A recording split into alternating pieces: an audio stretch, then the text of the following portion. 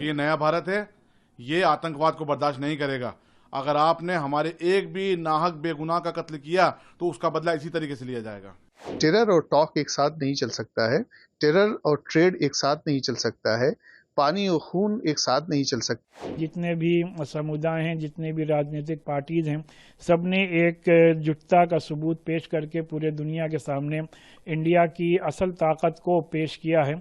मैं देश की सरकार को और विशेष तौर से भारत की सेनाओं को, पूरे हिंदुस्तान की दरगाहों की तरफ से, ऑल इंडिया सूफी सज्जादा नशीन काउंसिल की तरफ से और विशेष तौर से अजमेर शरीफ की दरगाह की तरफ से उनके आध्यात्मिक प्रमुख किबला दीवान सैयद ज़ैनुल आबिदीन साहब की तरफ से बहुत बहुत बधाई देना चाहता हूं, बहुत बहुत शुक्रिया अदा करना चाहता हूं कि आपने इस देश का मान सम्मान बढ़ाया है, आपने इस देश की सुरक्षा के साथ कॉम्प्रोमाइज नहीं होने दिया और आप सरहदों की निगरानी कर रहे हैं तो हम सुकून और चैन से सो रहे हैं।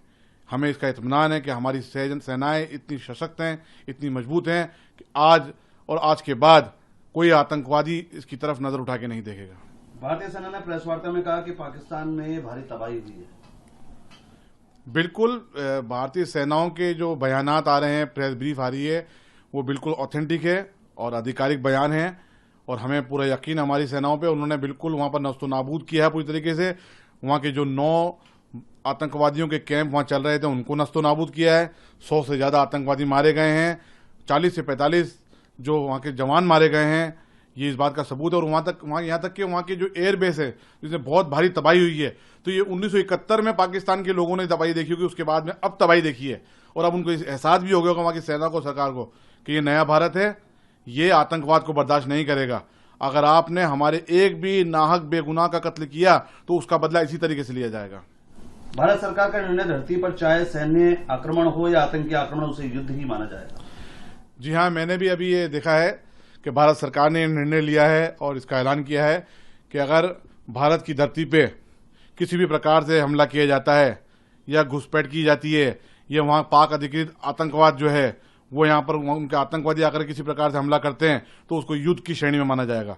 ये निर्णय का हम स्वागत करते हैं, पूरा देश इस भारत सरकार के इस निर्णय का स्वागत करता है। हमें इसी तरीके के मजबूत निर्णय लेने पड़ेंगे, तब जाकर के ये आतंकवाद जड़ से खत्म होगा। प्राइम मिनिस्टर साहब का जो खिताब हुआ, पूरी हिंदुस्तानी अवाम जो है इसका इंतजार कर रही थी और आज उन्होंने सीधे सीधे जो है पाकिस्तान को एक संदेश दे दिया है कि हमेशा जो है हिंदुस्तान जो है ये आतंकवाद के खिलाफ रहा है और रहती दुनिया तक ये आतंकवाद के खिलाफ रहेगा। लिहाजा आतंकवादियों ने जो कारनामे अंजाम दिए, हिंदुस्तान ने उसका मुंहतोड़ जवाब दिया, सेनाओं ने उसका जवाब दिया।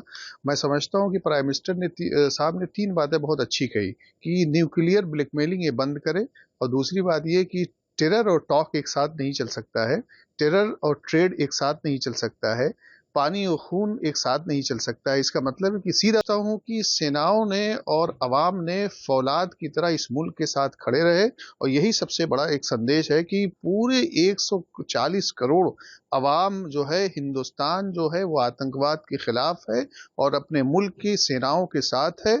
और जब भी आतंकवाद का मसला पूरे देश में उठेगा तो यहाँ की अवाम फौलाद की तरह उसके सामने खड़ी रहेगी। इंडिया ने किस तरीके से पूरी मजबूती के साथ पाकिस्तान को मुंहतोड़ जवाब दिया है, उसका प्राइम मिनिस्टर ने बहुत ही क्लियर अल्फाज में, बहुत साफ अल्फाज में पूरे मुल्क के सामने, पूरी दुनिया के सामने अपने मुल्क का, भारत का मजबूत स्टैंड रखा है। और जिस तरीके से प्राइम मिनिस्टर ने ये बात कही कि इंडिया न्यूक्लियर ब्लैकमेल नहीं सहेगा और यकीनी तौर पर आतंकवाद और टॉक एक साथ नहीं चल सकती, यानी टेरर और टॉक एक साथ नहीं हो सकता। और उसी के साथ साथ प्राइम मिनिस्टर साहब ने जो ये बात कही कि पहलगाम के वहशतनाक हमले का इंडिया ने पूरी ताकत और क़ुव्वत के साथ टेररिस्ट को मुंहतोड़ जवाब दिया है, ये वो तमाम बातें थीं जिससे ये बात वाज़ेह हुई कि इंडिया ने पिछले दिनों किस तरीके से पाकिस्तान में टेररिज्म के ख़ात्मे के लिए कदम उठाए हैं।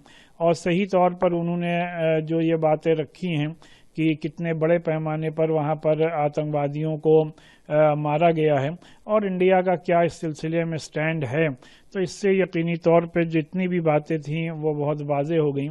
और जिस तरीके से प्राइम मिनिस्टर साहब ने ये बात भी कही कि इस वॉर अगेंस्ट टेररिज्म पर पूरा मुल्क चाहे जितने भी समुदाय हैं, जितने भी राजनीतिक पार्टीज हैं, सब ने एक जुटता का सबूत पेश करके पूरे दुनिया के सामने इंडिया की असल ताकत को पेश किया है। उसके लिए तमाम देशवासी, तमाम अहले मुल्क मुबारकबाद के मुस्तहक हैं।